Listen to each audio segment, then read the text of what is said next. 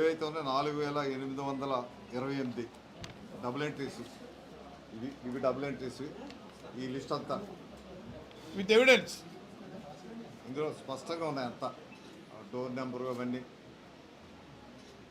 Voter ID number అన్నిటితో list తయారు చేస్తాం. 4800 ఉన్నాయి ఇందులో, 4878. ఇవేమో ఒకే డోర్ నెంబర్తో 10 కంటే ఎక్కువ ఉన్నవి 5800 ఉన్నాయి. అవి ఇవన్నీ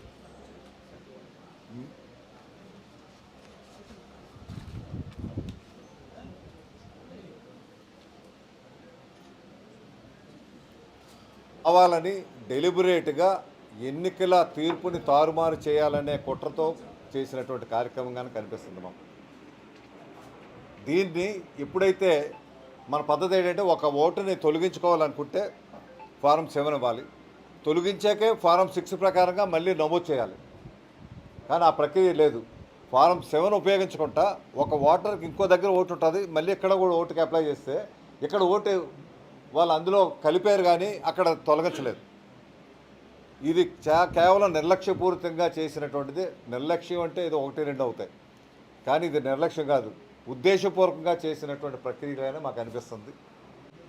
వీటి మీద ఎన్నికల కమిషన్కి రిపోర్ట్ చేయడం జరిగింది. ఇందులో ఉదాహరణ చెప్తాను నేను.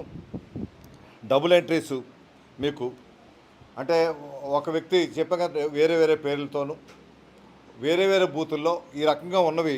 ఈ అనకాపల్లి అసెంబ్లీ సెగ్మెంట్ చూస్తే 4828 ఉన్నాయండి. 4828 అంటే సామాన్యమైన ఫిగరా చెప్పండి.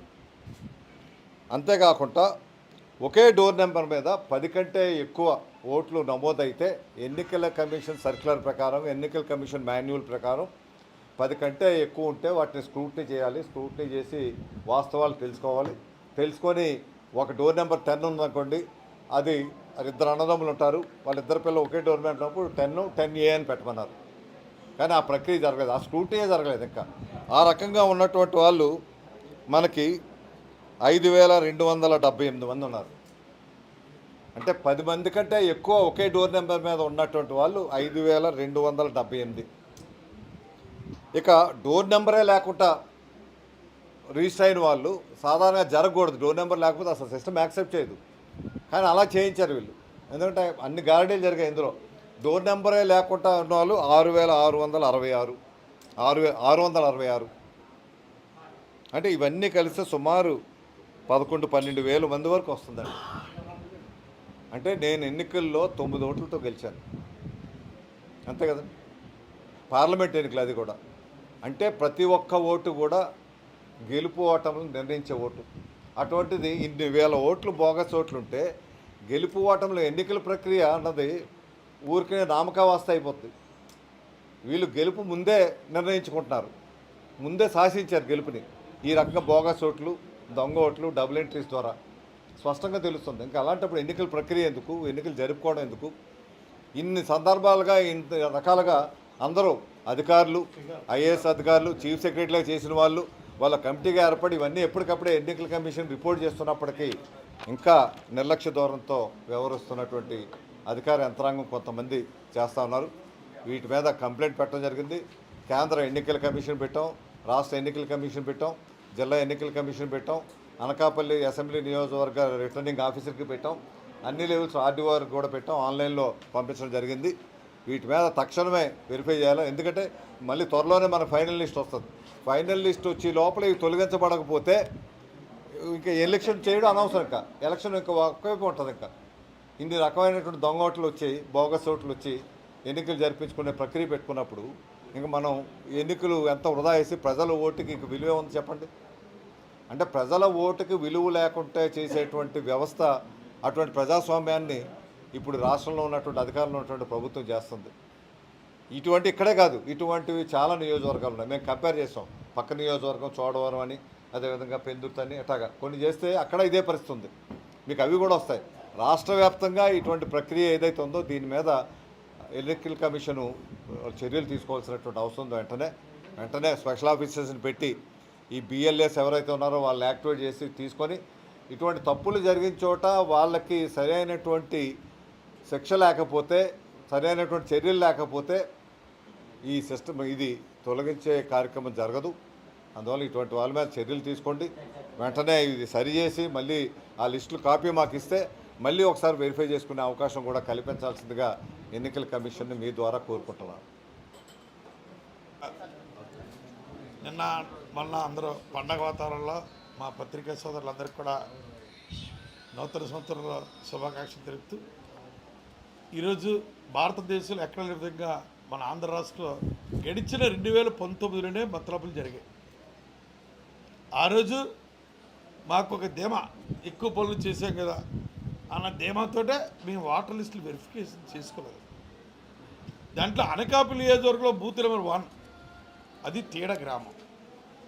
అక్కడ ఒక ఎగ్జాంపుల్, ఒకే ఇంట్లో 294 ఓట్లు. వాళ్ళందరూ కూడా నర్సీపట్నం వైసీపీ నాయకులు ఓట్లు ఇక్కడ 294 ఓట్లు నమోదు చేశారు. అలాగే 22,000 దొంగ ఓట్లు నమోదు చేశారు 2019 ఎలక్షన్లోనే.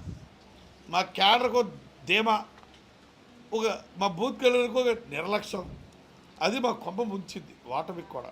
ఆ రోజు కూడా దీనికి అజయ్ కలాం అన్న వ్యక్తి, ఒక రిటైర్డ్ ఐఏఎస్ ఆఫీసరు, ఆయన మైండ్ గేమ్ ఆడించారు అందరినీ జనాలు. ఆయన సంకల్పంతో ఈ రూపకల్పన జరిగింది. 12 మంది ఐఏఎస్ ఆఫీసర్లతోటి ప్రతి జిల్లాకు ఒక ఐఏఎస్ ఆఫీసర్ నియమించుకొని ఆ రోజు ఈ జగన్మోహన్ రెడ్డి తొత్తులై జగన్మోహన్ రెడ్డి ముఖ్యమంత్రి చేయాలని తప్పతో ఆ రోజు ఈ ఎలక్షన్లో కీలకమైంది voter list entire statewide జరిగింది. మీరు చూశారు, గడిచిన రోజుల్లో ఫస్ట్ టైం చీఫ్ ఎలక్షన్ కమిషన్కి అర్జీ చేసి తెలుగుదేశం పార్టీ భారతదేశంలో చీఫ్ ఎలక్షన్ కమిషన్ అర్జీ చేసింది కూడా తెలుగుదేశం పార్టీ. అది ధృవీకరించి ధర్మిలో కొన్ని కోర్టుల కేసులు కూడా చూశారు, టీవీలో అట్లా న్యూస్లు చూశారు.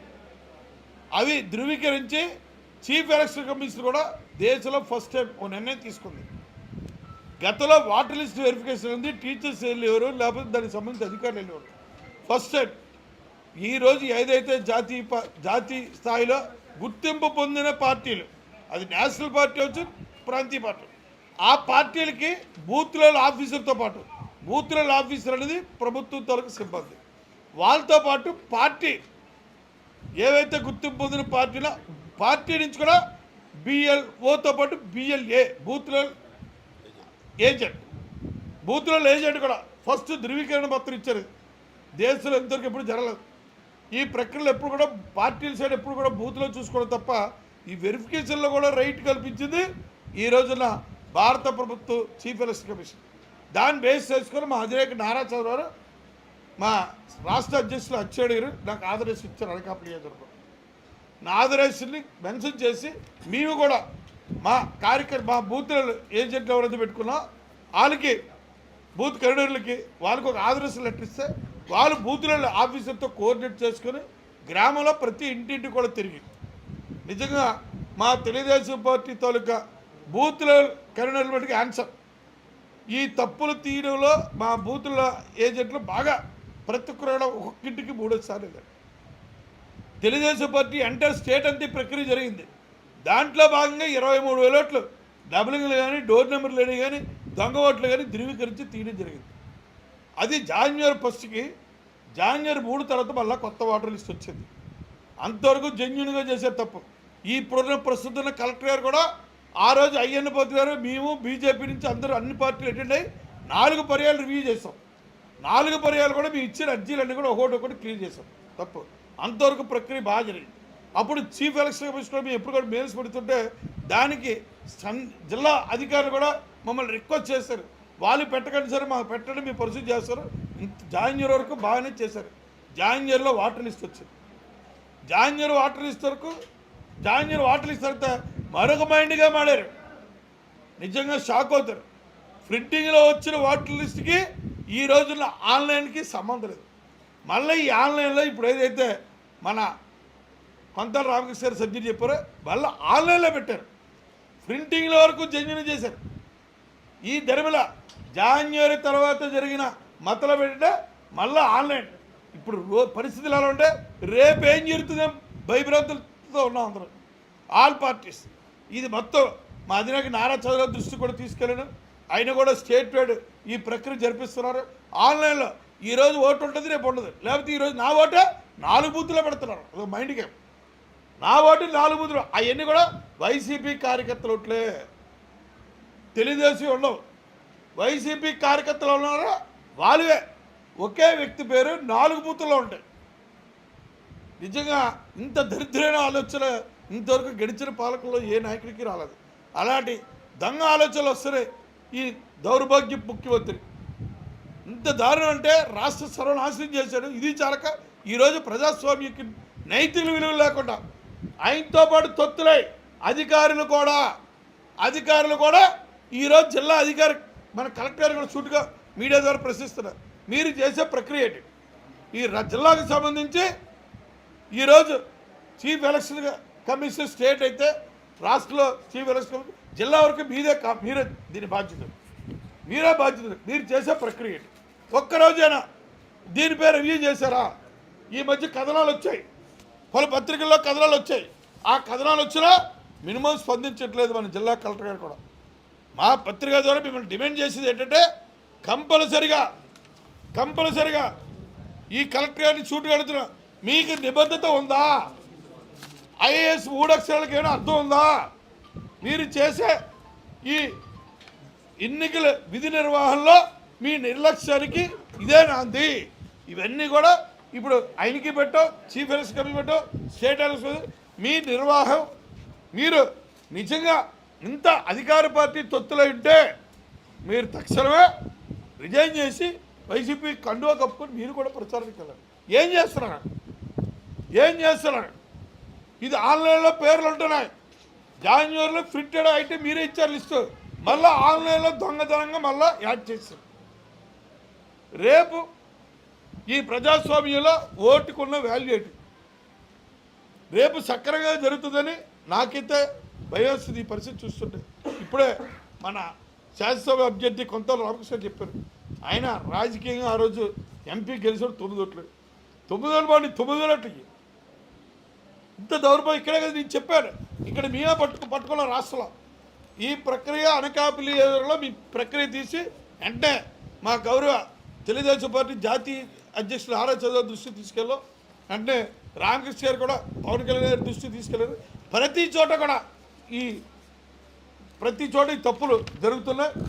దానిపై పలు పేపర్లు కూడా కథనాలు రాసిన ఎవిడెన్స్, ఇవన్నీ ఎవిడెన్స్. మీ ద్వారా కలెక్టర్ గారిని సూటిగా అడుగుతున్నా, మీరు చేసే ప్రక్రియ ఏంటి? దీనికి తక్షణమే మీరు ఎంక్వైరీ చేసి మీ బూతుల ఆఫీసర్ గతంలో వేశారు, తప్పు వాళ్ళ వరకు సిన్సియర్గా చేశారు. జాన్యువరిలో లిస్టు బాగానే వచ్చింది. జాన్యువరి వచ్చే లిస్టు తర్వాత ఇప్పుడు ఆన్లైన్లో మళ్ళీ యాడ్ అయిపోయి మళ్ళీ రేపు పోలింగ్ బూత్ దగ్గరికి వెళ్ళేసరికి ఏం జరుగుతుందని అందరూ మా తెలుగుదేశం పార్టీ బూతుల ఏజెంట్ కన్వీనర్లు అందరూ ఆశ్చర్యపోతున్నారు, భయభ్రాంతులు చెప్తున్నారు. రేపు రాబోయే రోజుల్లో, గడిచిన రోజుల్లో తిరుపతిలో అర్బన్ బ్యాంక్ ఎలక్షన్ ఎలా జరిగిందో మీ అందరికీ తెలుసు. 12 సంవత్సరాల అబ్బాయికి కూడా ఓటు రాశారు. దానిపై పలు అధికారులు కూడా సస్పెండ్ అయ్యారు. అలాగే పలు జిల్లా కలెక్టర్లు కూడా సస్పెండ్ అయ్యారు. అయినా భయం లేకుండా పోతుంది ఈరోజు అధికారులందరినీ తక్షణమే మీకు చిత్తశుద్ధి ఉంటే దీనిపై, అలాగే రాష్ట్ర ఎలక్షన్ కమిషన్ కూడా లెటర్ పెట్టు. మాకు నమ్మకం ఉంది ఈరోజు కేంద్ర ఎలక్షన్ కమిషన్ మీద కానీ రాష్ట్ర ఎలక్షన్ కమిషన్ నమ్మకం ఉంది. నేను గడిచిన రోజుల్లో 17 లెటర్లు పెట్టాను. 17 లెటర్లు కూడా ఎప్పటికప్పుడు రెస్పాండ్ అయ్యారు. కొందరు బూతుల ఆఫీసులు వచ్చేవారు కాదు, మా బూతుల ఏజెంట్తో పాటు ఎప్పుడు పెట్టా తక్షణ ఢిల్లీ నుంచి కానీ స్టేట్ నుంచి తక్షణ రెస్పాండ్ అయ్యి మళ్ళీ మెయిల్లోకి రిప్లై ఇచ్చాం. అది కూడా ఎవిడెన్స్ ఉందా? అన్నీ కూడా మీకు వాట్సాప్ ద్వారా మీకు అన్ని ఎవిడెన్స్ కూడా పెడతాను. పత్రికా సోదరుల ద్వారా ఈరోజు సంబంధిత జిల్లా అధికారులందరికీ పేరున మిమ్మల్ని సూటుగా అడుగుతున్నాను. ఇప్పటికైనా గడిచిన జరిగిన రోజుల్లో తప్పులు కాకుండా ఇప్పటికైనా మీకు నిబద్ధత ఉండి మీకు చిత్తశుద్ధి ఉంటే తక్షణమే మీ బూత్లో ఆఫీసర్కి ఇన్స్ట్రక్షన్ ఇవ్వండి. మా బూత్లో ఏజెంట్ వస్తాడు, మరోసారి ప్రక్రియ.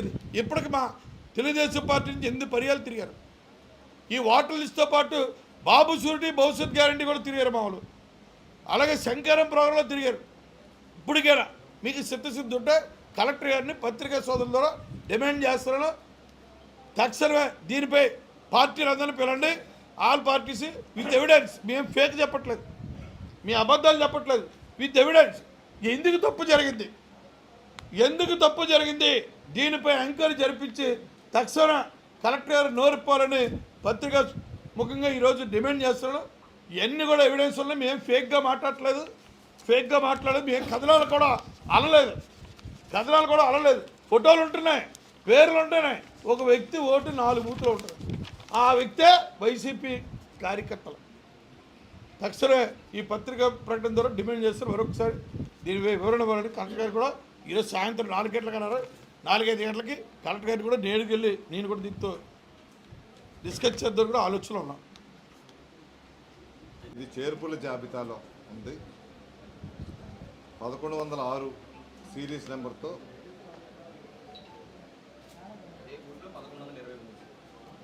అదే బూత్లో 1123 భావన కోరుబిల్లి ఒకటే బూత్లో.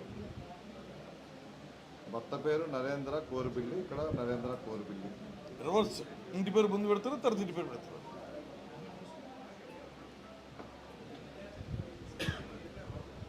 టీజీఎం నెంబరు వేరేగా ఉన్నాయి. అంటే 2 సార్లు నమోదైనాయి ఒకే వాటర్ లిస్ట్లో. మీకు ఇక్కడ ఒకటి ఉంది, ఇక్కడ ఒకటి ఉంది. ఈ పైన ఫోటోలు కూడా మ్యాచ్ అయిపోయాయి. ఈ సైడ్ ఫిట్ పేరు మ్యాచ్ అయింది. చూపించడానికి